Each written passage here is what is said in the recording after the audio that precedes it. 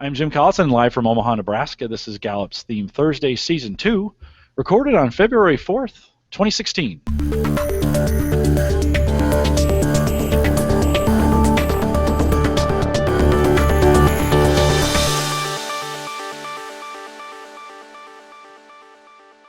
Theme Thursday is a Gallup webcast series that dives deep into the CliftonStrengths Finder themes, one theme at a time, and today's theme is analytical. If you have questions, comments, or contributions during the webcast, we do have a live chat room available right below the main video window, and if you'd like to log in, the way to do that, bottom left-hand corner of the chat room is a log-in button. Choose that, choose the guest account, put your name in there, and hit submit. Don't log in with the guest account. We don't know who you are. We can't call you by the name you prefer. And we really like to do that. So put your name in there, join us in the chat room.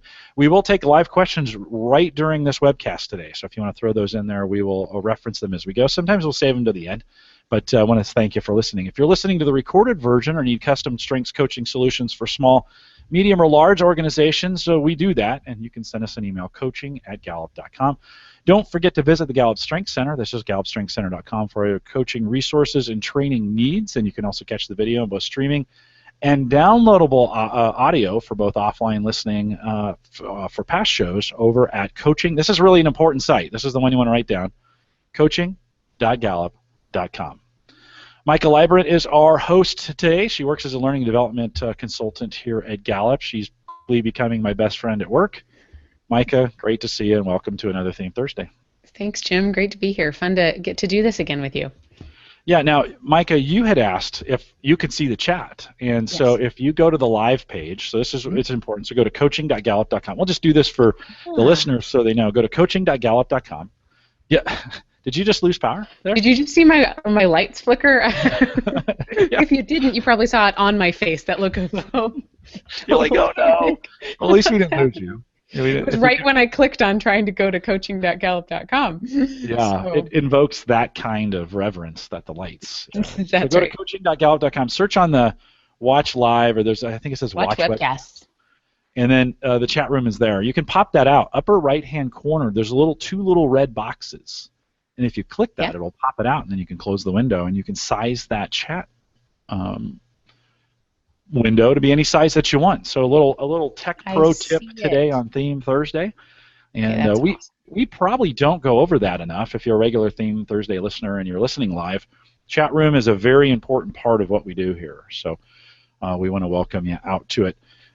We have been so Paul started it. Analytical's number 3 for him. If you want to quick throw that in there so we get an idea as we go. But Micah, as we think about analytical. And this is one, I have communication, so I think on my feet while I'm talking. That's not analytical. So let's walk through a little bit of when we say analytical, what do we mean? So when we say analytical, first of all, it's number 34 for me, and sometimes I joke that themes are like in the bottom, and I'll say, oh, it's number 43. No, analytical legitimately is not a talent that I possess within my brain, but I've learned quite a bit about it, and I've really fallen in love with it.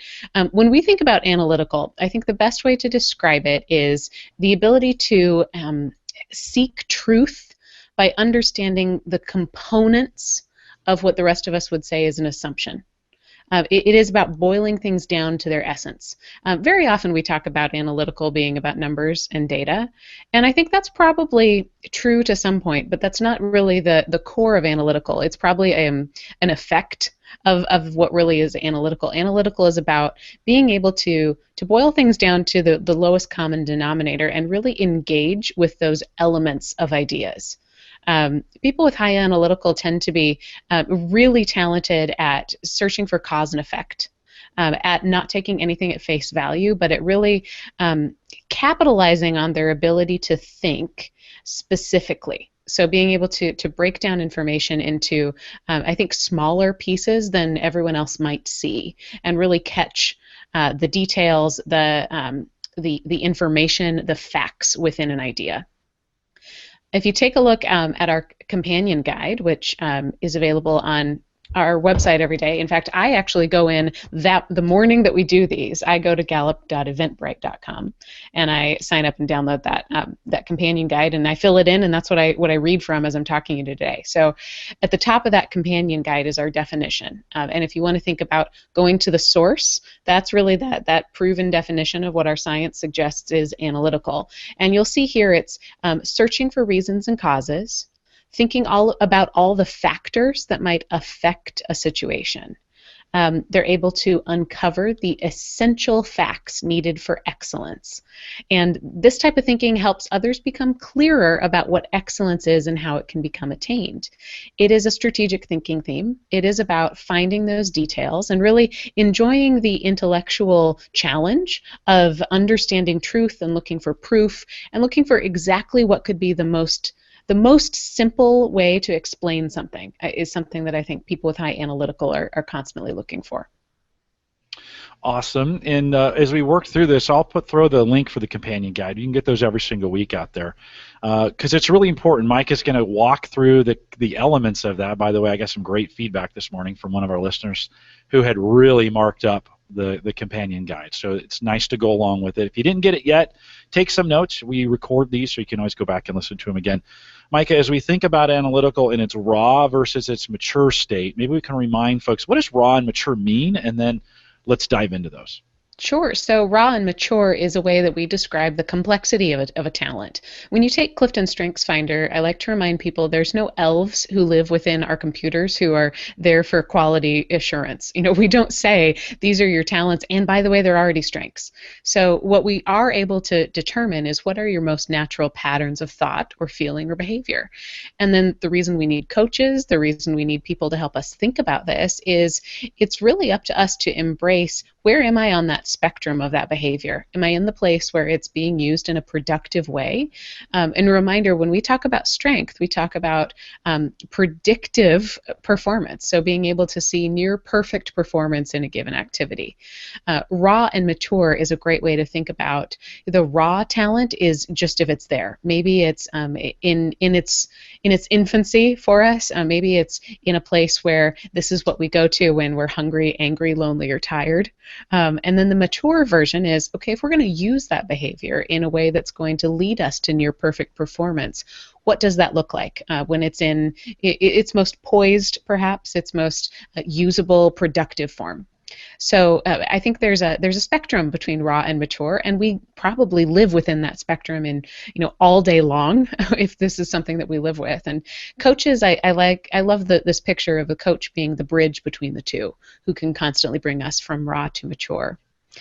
But Micah, does it always mean, because we've been working on it, that we are always, you say tired, what was that, when we're tired, hungry, angry, lonely, angry, or tired. So we can slip back, right? I mean, it is one of those kinds of things where we're not in the zone. Just because, say, I have it number one, does it mean I'm in the zone 100% of the time, or can that slip back at times?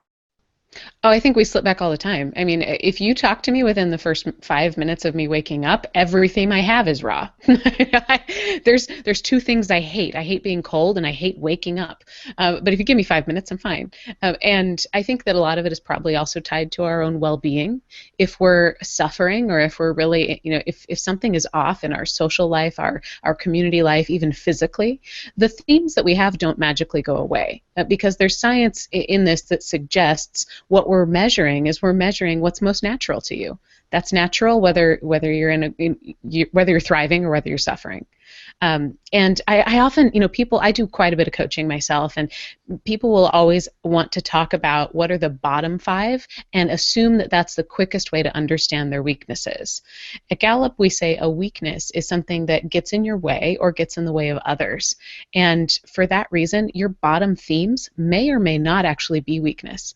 What's much more probably what happens a lot more often is that the raw form of the themes you have at the top gets in your way and sometimes does become a weakness. So I think it's not simple enough just to say, here's the good and here's the bad. But when we look at raw and mature, we look at how do we notice maybe some of these behaviors that come out in a way that is getting in your way or getting in someone else's way, and how can we constantly think about bringing that raw version into a place where it's productive and helpful. No, it's a good primer on that for sure. Let's talk a little bit about raw versus mature when we think of analytical. Great. So raw analytical can come across as doubtful or doubting. So because people with high analytical don't take things at face value, they really are great at being a part of the understanding process. So they don't want to just say, okay, I'll take this, I'll do it. And that can come across as a pretty, I think, Skeptical? pretty intimidating. Skeptical, yeah. Same word? Skeptical, I think, probably has a little more of a positive slant to it. Skeptical is okay, right? Skeptical feels scientific. Sometimes analytical comes across as even more angry than that. It can come across as just doubtful. The other side, if you want to say skeptical, I think I would also say patient and curious.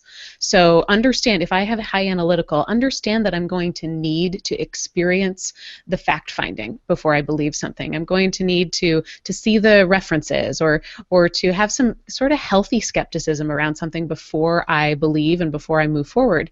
So having that patience, I think, is a mature version of using that analytical and knowing that you're going to be curious from the very beginning.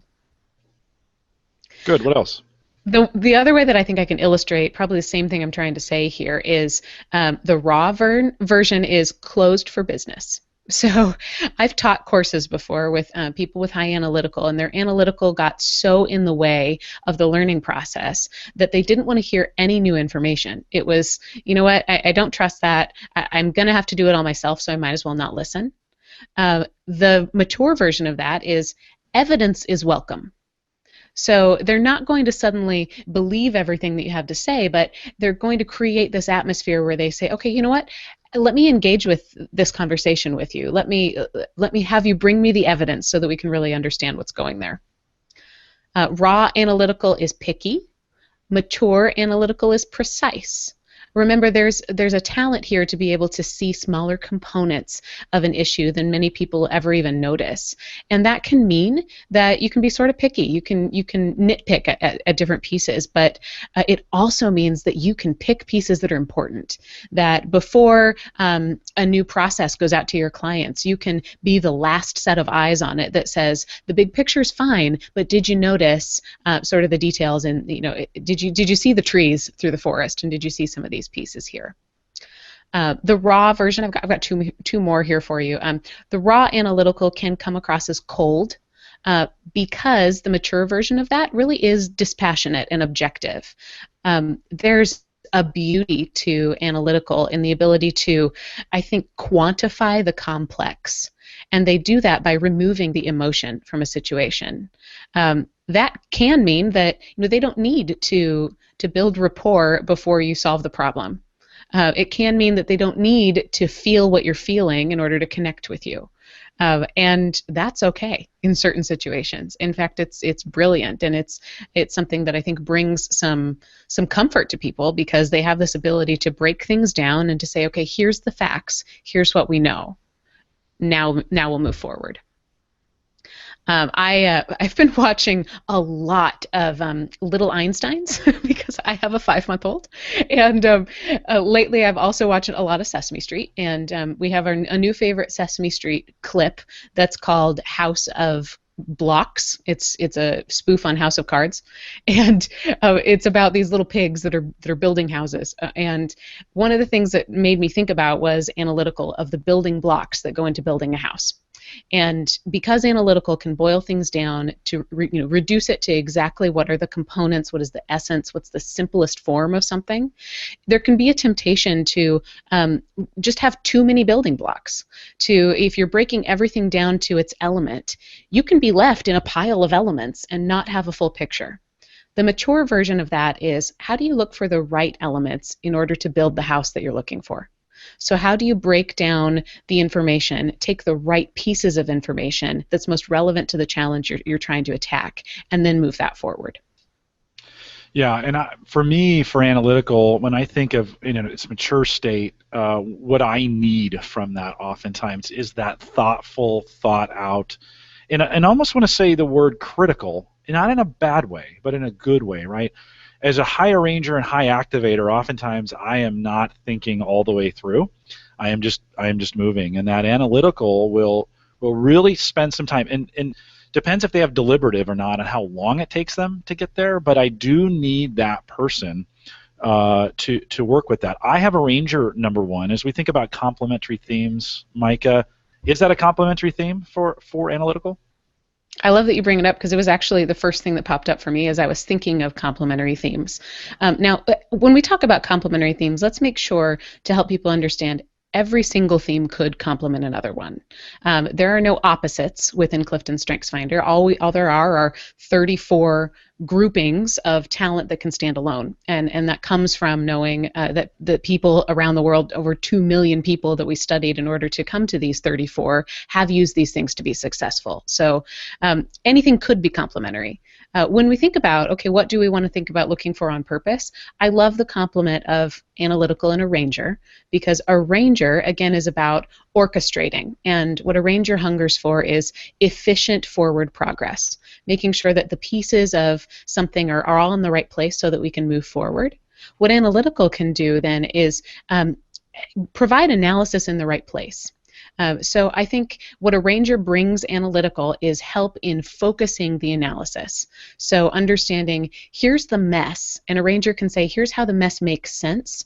And a ranger, I think, can also be aware of, there are some places within this mess that we need to go deeper. And can really help back to that, to building a house and not having too many bricks. What an arranger can do is help someone with analytical understand the best place for that analysis. So looking for, okay, these are the resources that we need. This is where we need to do some of our fact finding. These are some pieces that we need your skepticism on, and really make sure that you're aiming it in the most relevant direction. Yeah, no, that's a good point, because I oftentimes need that. But I add maximizer in, so number 3 for me, helping that analytical say, okay, we've got all these different options. Let's find the best one. Let's stack rank these and pull the best few off the top and help getting them moving. Micah, my wife, is high, number 1 in belief. And when we think about how belief complements analytical, how does that work? Help me understand that. I love that. So belief, I think, has the ability, has sort of a tap into the intuitive, sort of like empathy does as well. In fact, if you take a look at belief and empathy as being great complements to analytical, it'll help us understand all three of them.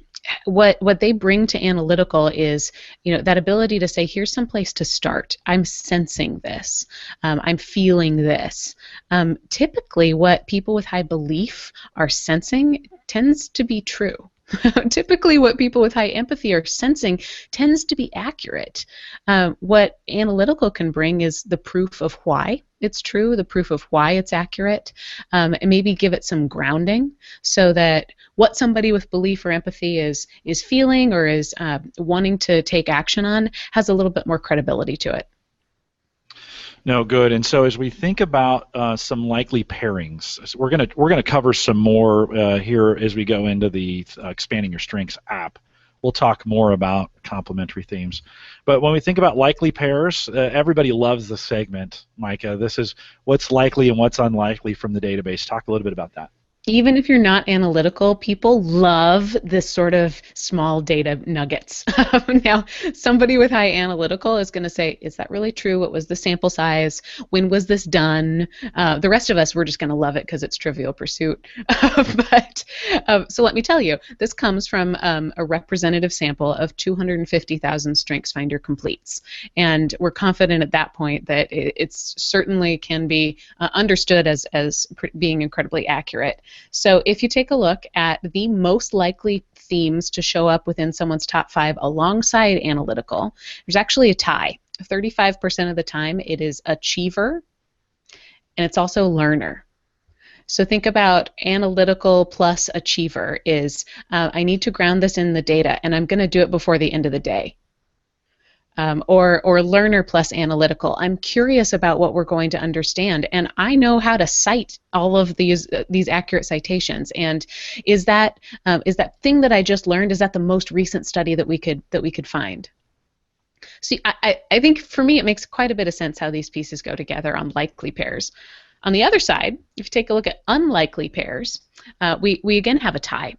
Just 2% of the time, positivity and analytical show up together. And also 2% of the time, woo and analytical. And if you take a look at positivity plus analytical, positivity is about affecting the way that other people feel through emotion. It's about seeing the glass as half full, sort of constantly, being able to see the positive side of things, and the way that you see that tends to be somehow extrapolated to the way that other people feel. So people with high positivity lead with emotion, with influence. People with high analytical lead with logic, and they're almost dispassionate. So it's about sucking the emotion out of it in order to lead. If you think about these together, if you had both of them, I think you would probably see somebody who could make you feel really excited and comfortable about needing to know the truth. Somebody who you could get on board with and feel like all of a sudden you're cheering for better citations in your APA, bibliography. You're cheering for wanting to ask tougher questions. I think it's that sort of approachability around the data is what those two would bring. And woo plus analytical, again, very unlikely to happen. I actually was taking a look at Theme Thursday Season 1 this morning. I was looking at what our good friend Benjamin had said about this, and if you go back to the source, if you go back to reading the actual definitions here, you'll find the word challenge used to define both woo and analytical. So what analytical likes is, I'm going to challenge people to make sure we're doing the right thing, we're finding the truth or the proof or the evidence. And what woo will do is enjoy the challenge of winning people over. And so it might be sort of difficult to see those both, because perhaps if you're winning people over, it's not your first instinct to challenge them. But if you've got them both, you can probably challenge them in a way that is endearing and inviting and almost magnetic. So I think about somebody with woo and analytical being able to have a really tough intellectual conversation, and once they've had that with you, you leave feeling like everybody won. No, it's some great points. Let's go back a little bit. We had somebody in the chat room. Let me find that really quick. So Judy, or Joe, I don't know which one it is, but this is Judy and Joe B in the chat room. But excellent point with giving credibility to empathy. And I just want to come back to that, because sometimes, and I know we're not talking about empathy, but we'll remember that when we do. Micah, I like the way when you say that. We often think of empathy as being a very soft, squishy, I feel people. But it really does validate people, right? What they're feeling, in the sense of what they're feeling, how they're feeling. Can you just talk about, when you say that credibly, can you talk about that a little bit more? Sure. So empathy, just to define it, I think the quickest way that I've ever defined empathy is you do have a sixth sense, and it is to feel what people are feeling. Now, empathy by itself doesn't necessarily care about doing anything with that feeling. It's just that you can sense what other people are feeling, and you can feel it yourself. I think that sometimes that can be read a little bit as just being almost witchcraft or a little bit off or overly concerned with people's emotion. But when somebody authentically has it as a top theme, they're usually accurate. That's why it's a strength. So the analytical side coming back into it is saying, okay, you know what, I'm following your senses because I'm going to trust them. Think about it like Sherlock Holmes trust those times when he trusts Watson. It's Sherlock Holmes loves the intellectual, the dispassionate, let me go on an entire novel, an entire episode about what we can prove and what we can bring science to. But those moments when he trusts a pretty woman or he trusts his assistant, they're even that much more powerful because it gives it a place to start. What hey, else Jim, is? I also wanted to look in the chat function. I saw Carol Ann asked about analytical in what it would look like in a child or an educator. Yeah. And I think there's pieces of this we can certainly see in children. I know in children that I've worked with before, not that I'm working with children, that was wrong, in children who I know, I think there are aspects of analytical that come back to understanding the details. That means that you're drawn to details. So I think about the kids who walk outside and they know if somebody's car is parked across the street that's new. I think about the kids who, if you take a look at their playroom and everything is lined up in an orderly fashion. We know that that could mature into lots of different CliftonStrengths Finder themes, but the aspects of attention to detail are probably the easiest piece to see in kids. I've worked with educators who have high analytical, and it's placing emphasis on the root causes, placing emphasis on analysis, and really coming from a scientific place of teaching. And so as we think about, kind of put a wrap on this section of it, any other thoughts or observations that you might have that you would encourage somebody who's high with analytical? Sure. You know what? I think I always like to ask myself, what do the themes hunger for? And I think what analytical hungers for is intellectual challenge. This morning on the Today Show, they were talking about how to get your kids to understand finance, and they said make sure that they play Settlers of Catan and Sorry and Monopoly. And I sort of thought, you know what? That's probably something that someone with high analytical would find as fun. Whereas if you don't have analytical, you might wonder if they ever have any fun. But those sort of intellectual challenges, they love the opportunity and they hunger for that opportunity to bring value without having to bring emotion. And so I think for that reason, sometimes people with high analytical often get overshadowed by people who can shout louder, or by people who can affect the way that people feel. And so I always encourage people with high analytical to take a look at how their ideas are coming out of their head and being used by others, because chances are they've given things more thought than we ever know. And if given the right platform, they can really build that brand for being somebody who can help analyze. And that's something that you want to come back to. So I think that brings me to other ideas. Think about analytical as having a microscope on the world. So really being able to see the small pieces of something, that is a talent that you can lend. And look for areas where you can lend your ability to analyze, your ability to boil things down to the simple, to remove the emotion, and not have to follow through. So I think about, analytical is fantastic at the very beginning of a team taking on a challenge. It's also fantastic at the very end, being able to say those final I's. You may not have to own the final project, but think about how great that would be with someone for analytical, just to be told, we need you to come help us see the details. You have a great comment at the end in your notes that says understanding that thinking is doing. And I think this is sometimes for us doers, we look at that thinking time as like, well, that's not, but for analytical, it's absolutely a part of the process, right? I mean, talk a little bit about that. Sure. So achiever's the most common theme in the world, and sometimes I feel like the world is built for achievers and built for people who do. We love a meritocracy because it's easy to predict and it's easy to measure. But for people with high analytical, understand that your list of to-dos has to include some think time. Think about the best ways that you think. Identify your most credible resources. Identify ways that you can think quickly, or ways that you can come to the most accurate information, and build those into your day. Because if you have high analytical, the time that you spend considering components is every bit as valuable and needed and important as the time that you spend pushing things out the door. Yeah, and it's one of those things, I think, when we think about the time, giving those analytical folks the time to think. I think of two phrases when we do that. One is measure twice, cut once, right? That's a phrase, that's an analytical phrase. The other one is, if somebody gives me 4 hours to cut down a tree, I'll spend 3 hours sharpening the axe, 1 hour cutting down the tree. Those are two, I think, these phrases that epitomize analytical. I think they would resonate with that and think, no, I'm going to think about this, or there's some things I'm going to sharpen up, whether those are ideas or concepts. I'm going to sharpen those up before we actually do the action. So I think those are two things I put in there. Let's jump into the theme dynamics part of this, and I'm going to switch over here quick to get that up and running. So if you're watching the live version of this, you should see in full screen now you won't, Micah, but the rest of the audience should see full screen of what we're doing today. Remember, we've picked every week, this is a reason to join us on our Facebook group, facebook.com/groups/call-to-coach. You get a chance every single week. Monday I put out a poll, and I list 4 to prime the pump.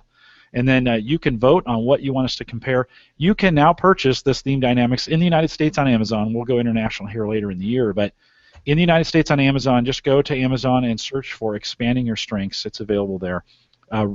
Go through the whole book. There's a lot of information in it, as well as access to this app at expandingyourstrengths.com, but you have to have the code that comes inside the book. So, Micah, let's dig in a little bit. The first set that we were going to look at is analytical and connectedness. Sure. I think we could have an entire show, Jim, just on these two, taking a look at analytical and connectedness. Connectedness, just to define it for us, is that sort of comfort in the unknown. I always think about somebody with connectedness being in my classroom because they're always the one who says, you know what, we were meant to be here. They don't have to know why. There's just this sort of ability to settle into mystery and to understand that there's something bigger going on. So connectedness is, I think about the ripples quite often, that ability to say, you know what, if I drop a stone into this pond, I know that those ripples are going to go on probably beyond my own understanding, and that's okay, and that's beautiful. So people with high connectedness by itself, just as one theme, they can be very calming in times of chaos because they know that there's a reason things happen. They can also be really great at helping people think about where we're going and what the effect is. And that is where you see a similarity to analytical, that effect piece. So analytical is looking for cause and effect. Connectedness is falling in love with potential effect. If you take a look at what our Expanding Your Strengths guide says here, these beautiful 2 sentences written by our friend Kurt Liesfeld. He says, to you, life is both scientific and sacred. I just want to stop there because Kurt always talked about the power of the and. And I just think that that's such a beautiful understanding that you don't have to be one or the other, that uniqueness is embracing both and the power of that and piece. He then continues and he says, truth must be proven, but there are mysteries that must be accepted. So I think about connectedness and analytical together as the idea that serendipity has logic to it. And this idea that, you know what, we're meant to be here, and I can tell you why, but I might not have the whole picture, and that's okay. And that will launch us into more things that we can understand. So science exists because of mystery, if you think about that. It's this idea of what can we be curious about. And so connectedness, I think, expands the curiosity of analytical when you see them together. No, very cool. One of the things I remembered is I got to hold my mouse over the screen so it'll appear for everybody. So if you saw it fading in and out, I was trying to multitask. That's not going to work. My good friend Roy will take that and replace it with a static one so we won't even see this, and then he'll delete this part out so that nobody even knows. All right, let's look at analytical and strategic. You can see on the app here, I can just drop that down, choose. We'll choose strategic and flip that over. Let's talk. I love did you say the fortune cookie? I got distracted. Did you mention the fortune cookie? I didn't say that out loud, but I did. Some of these really do sound like the best fortune cookie you could ever get. We should create like theme dynamic fortune cookies. Yes. All these statements are in there. Wouldn't that be cool? Would you like white rice, fried rice, or a strengths fortune with that? That's awesome. Let's talk about analytical and strategic. Cool. So both strategic thinking themes now. And in many cases, these are two that I would contrast to help people understand them. Strategic is the forest and analytical is the trees very often. But when you take a look at them together, you see your mind can find a way through a multiplicity of future options and find truth in the complexity of a present reality. Mind blown, right? What in the world does that mean? Here's the world that I spend with my 5-month-old, my way of interpreting this in cartoon characters. I like to think about somebody with strategic and analytical as being a pirate who has the treasure map and can see that bright red X. That's strategic. So it's looking at the whole map and knowing here's where the treasure is. But also has the list of, like, the Google Maps list of how to get there, and it says walk exactly 300 yards or 5 paces equals 10 feet. Who can say, okay, we know that we're going to get to that plan because we've grounded it in some specifics.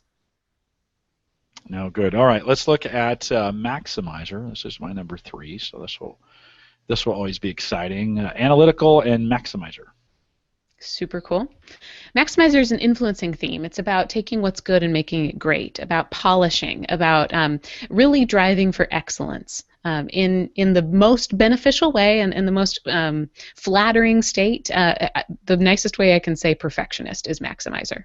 So when you add that to analytical, it sounds like this. For you, quality can't be defined only in emotional terms. For something to be real, it has to be measurable.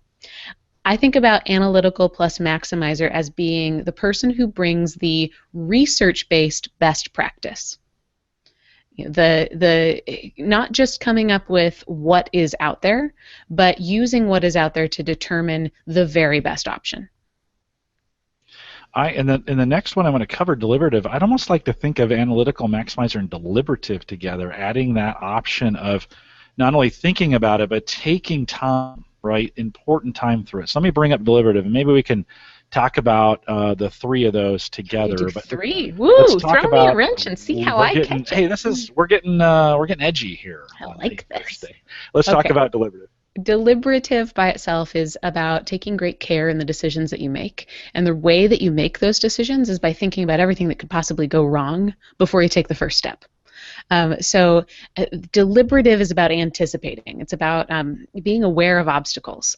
I think about people with high deliberative can sort of see the red flags before other people can, and then give you a way forward that avoids them. So when you blend that with analytical, you are serious-minded, you rely on quantification to validate existing theories, and on calculation to minimize existing risks.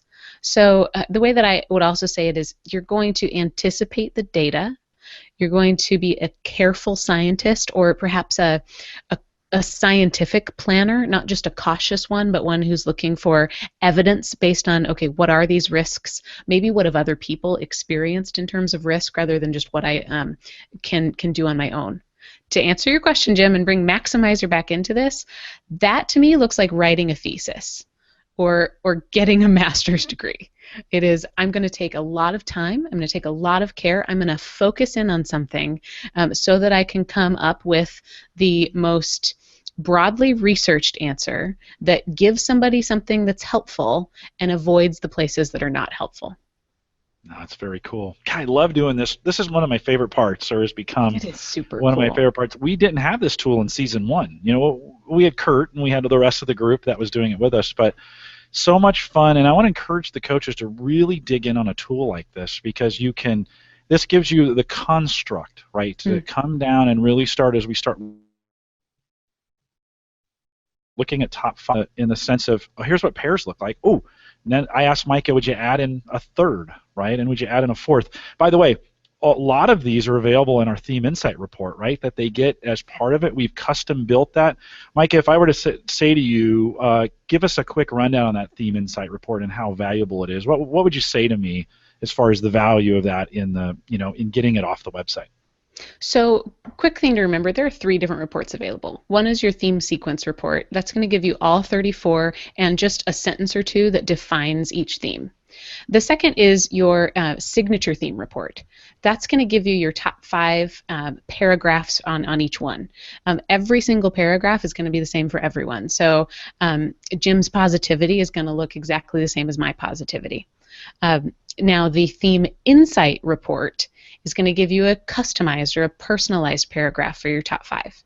So that comes from an algorithm with, I shouldn't say this when we're talking about analytical because I'm not sure the number's right, but millions of possible sentences. So the truth, when I say millions, I don't see numbers. When people with high analytical do, they see numbers. But it means lots. It means lots. Yeah. So basically there's an algorithm that takes into consideration the entire order of all 34 and then is able to blend together possible sentences that help you really feel a customized approach. And that's from your Theme Insight report. Now, why do we have both of those? I think it's a fair question. The signature theme report, so where everyone is more general, I think it's really important sometimes for people to understand the definition of their themes.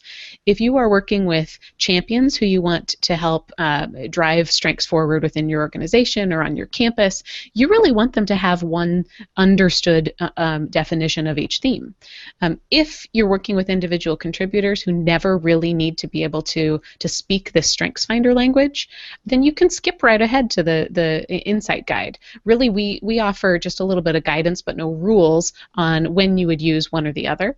But certainly interesting to know that you do have that option of having a super personalized guide. If you see the word insight, remember it's specific, and your signature theme report is more generic. Of course, that being said, anytime you take Clifton Strengths Finder, it's going to feel incredibly personalized to you, because the chances of you coming up with the same top 5 as somebody else are 1 in 278,000.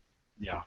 Our trained coaches know that, but a lot of you listeners haven't been through one of our training sessions, and so I thought that would be really helpful. If you haven't gone in there and seen all the reports that are available at the Gallup Strengths Center, you should be logging in there to get those reports that are available. All right, Sure. Next week we're going to talk about a ranger, and a ranger is my number 1, so I will be on fire next week for that. But let's think about that final pairing of analytical and a ranger. Sure, analytical and a ranger. So we talked about this as being a complementary pair, thinking of it being in 2 different people. What does it look like now if it's in 1? A ranger, again, is the ability to keep a dozen ping pong balls underwater at the same time, that juggling sort of piece. And when you blend that with analytical, it sounds like this. You take puzzles apart to clarify and simplify. You put puzzles together to improve performance. So I love this. Looking at both of them, it sounds like I know how things have to fall together, and I know where we're missing some things. Analytical has this, I think, radar for when things are a little bit off. So people with high analytical can sense when something just doesn't sound right. And people with a ranger have this radar for when things are a little bit inefficient. So you can think about putting those together. It's that ability to understand what is the best process moving forward, so that I can give you the best research-based or proven or even just the simplest way to move forward. Albert Einstein said everything should be as simple as possible and no simpler. And I think that's a great piece to keep in mind when you're thinking about analytical, and a beautiful piece of how that works with a ranger. It's about being able to orchestrate the dance so that it takes the fewest number of steps. Very good. Okay. Well, we're gonna we're gonna try something new. Typically, we're on Blab, and that's really easy to get into. Although they say that it's not as easy as they make it. We're going to try one more step than Blab is to getting you to join us here in the Hangout. And so in the chat room, I have put a link to this. It helps if you're listening live. If you're listening to the recorded version, just keep listening. We're not there anymore. But click on that link. You'd come in. Connie says, Jim, do you post? Can you post Micah's top 5? So Micah, maybe here in a second we can talk about your top 5. Sure. But let me give the instructions. So click on that link. You'll need to sign in with your Google, like your Gmail account, and then it'll say join the Hangout. We'd love to have you come in. Don't say anything as you're coming in. We'll introduce you, or we'll throw it over to you as you come in. But love to have you join us in this conversation. We'd love Analytical to be in your top 5. If it's number 1, that'd be even more awesome. So we'll give you some time to do that. Micah, walk us through your top 5. Strategic, number 1, positivity, woo, ideation, and adaptability. Hanging out right there at number 6 is communication, and then maximizer. And let me have you do that again, because we had a little audio blip. So just roll through those one more time for me. Strategic, positivity, woo, ideation, and adaptability. Perfect. And keep going with what you were going to say. So my strategic, I have communication number 6. My strategic works more on how to develop a plot and how to really tell the best story than it does what is the best plan moving forward. And my adaptability shortens the amount of time I need in order to react to anything. So telling quick stories, giving quick examples. That's me. I forget sometimes, and this is something I think in our partnership, you and I need to be more aware of, is your strategic. So I see us similar in the areas of positivity and in some of the woo pieces there, but you have strategic, and you've been really good with me as we've started working more together here on Theme Thursday. You've been really good about just not taking me at face value of like, okay, so because Jim says it, we're going to do it. But you've challenged me on a few things like, hey, have you thought about doing it this way? Could we think about doing it this way? You've helped us, and really you run the blog for us, and have really thought through some strategic ways to use that. And I really appreciate that, Micah. I probably have not leaned on that enough with you. Because I know, I use my ranger to get those. You said what? Ping pong. Hold those ping pong balls underwater. Mm-hmm. I love that analogy, by the way. really good at that. I do lack sometimes some of that strategic, again, I think I'm a ranger, woo, maximizer, communication, activator, right? It's all movement, right? Yeah. It's just a ton of movement there. So I think when we think of the power of two, right, this is an exercise. We have a book called The Power of Two, and really the idea, and I think strengths are more powerful in the context of teams when applied together, right? When we know each other's strengths and we can exploit them and take advantage of them. And so it's one of those kinds of things where I need to think about that more in the power of two. Just how do I take, so you knowing me, what's the best of you? When we think about strategic, what's the best of you? How? Great question. And you know what? I think I can bring this back to analytical too. There's an example of strategic, right? Strategic is let's see the whole picture. A ranger is let's get the picture out the door. So I love working with you because I can help us think, okay, what we're doing right now and what you're managing and what you're multitasking for me is going to be really well connected to some other idea that I know is coming up. So there's something exciting happening at Gallup in May. And it's something you're going to hear about in the future. I'm constantly thinking about that while I'm working with Jim on all the moving parts that he's doing. And so I think, stretch us to make sure that every pattern is understood, and then Jim can make sure that we don't stretch too far, that we don't move forward. So last week I left our theme Thursday feeling like I had just missed the ball, and I think it was because I was comparing myself to Kurt, who led with analytical. And very often people thought he had communication because he was so great at really saying the best thing that needed to be said. Well, the reason he communicated that way was because analytical was able to boil things down to the very perfect essence, the simplest thing to say. If you compare that to my strategic and communication, I'm going to help you understand things by going through the entire story and giving you the very best sort of cathartic moment in that story and then bringing you back down. It's really more about the journey for me, whereas with analytical, it's about a story has an insize of one, give me the best thing. Yeah. And remember, it wasn't Kurt's idea to start podcasting these ideas, right? It took an arranger, maximizer, communication to say, hey, we got this new way of doing it. And in the early days, Kurt really struggled with the technology. He had done all the work, all the analytical work, right, to get this done. I was just able to broadcast that work. All right, Sharon has joined us. Hey, Sharon, can you hear us? You might need to unmute yourself, Sharon. Can you hear us? I know Sharon, by the way. I used to work with her. Let's see if we can check your mic settings, Sharon, to make sure we're coming out through your mic there. Yep, you're muting on and off. Just make sure you might need to go up into the settings up there and set your mic to something that we can, like your laptop mic or something we can hear. We'll wait for you to jump in.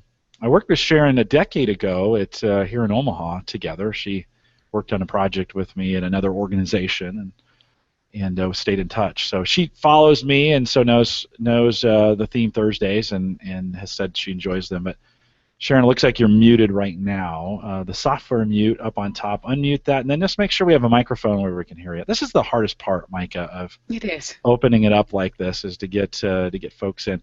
Got a couple other seats if you want to try. We've got a few more minutes that we'll take it as Sharon figures out.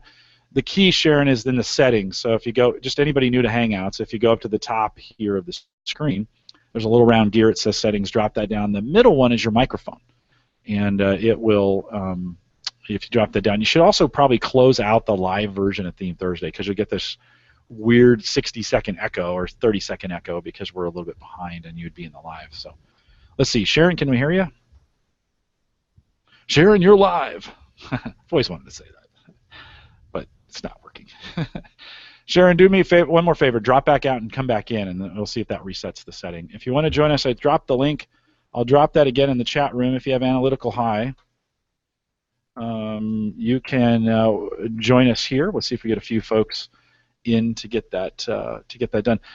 Mike, I appreciate the fact that you brought Kurt's Analytical into this because he did. I mean, the theme pairs, the theme dynamics, those didn't come like one weekend when he was when he was sitting around. Those were an enormous amount of work that took years to work out. All right, we have Sharon's video. Sharon, can you hear us? I can hear you. And we can hear you. Hi, Sharon. Yay. Hi. How are you? I'm good. How are you? Good. Good to see you. Hey, so where's analytical for you in the mix? Well, I've actually taken the Strengths Finder twice, and the second time it didn't show up anymore, but the first time it was number 4. Okay. And it's possible, because you can't see below 5 on your second Right. report, it's possible and probably likely it's 6 or 7. Right. It may have dropped down. But you had it the first time, and I Right. know you, right? I know you when we worked together. You were the thinker, and you were the Yes. thinker and the doer, and I just got to hang along for the ride. Yes, But when I did it the first time, I had Analytical, Arranger, and Maximizer in the top 5. yeah, so you're like me without the I don't have analytical. How's that work? Tell us a little bit when you're thinking. Tell us a little bit of how that works. I take all the pieces and separate them into categories and organize them so that I can go back and then at the category level look through the details and figure out how to arrange them so that they make sense. And then depending on what we're trying to do, you arrange them to move forward to you used the phrase earlier, the most effective use of resources to get to where you want to go quickly. Are you still in a role where you get to do that fairly regularly? No, not really. What's the best of you? Like if you were to think like, you've done all the things in your career. What works great for you, or what would be the magical position that you could be in? What I'm really good at is looking at disparate pieces and seeing how they relate so that I can connect them. So when I took it the second time, connectedness went to the top. And so I can connect them and see relationships between them that other people can't see.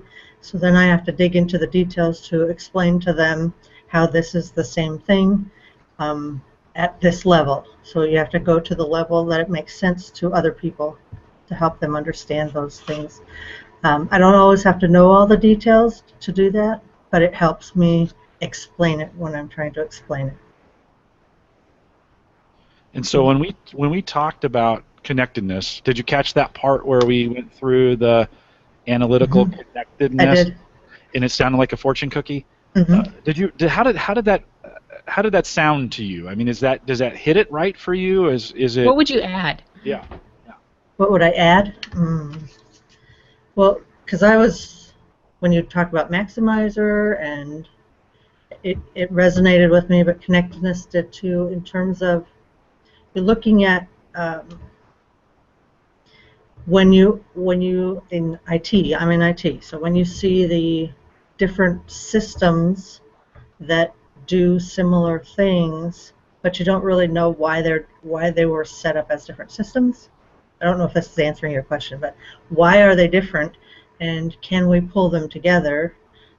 And if we can pull them together, what would we need to do to make that work better so that it meets everybody's needs? That's what I do a lot of. I work for a company that's had several acquisitions, and so we do a lot of, okay, you're doing the same thing we're doing in a different application or a different system or different types of data, and how can we pull that together so that it makes sense and we can minimize the effort it takes to get what we need out of it.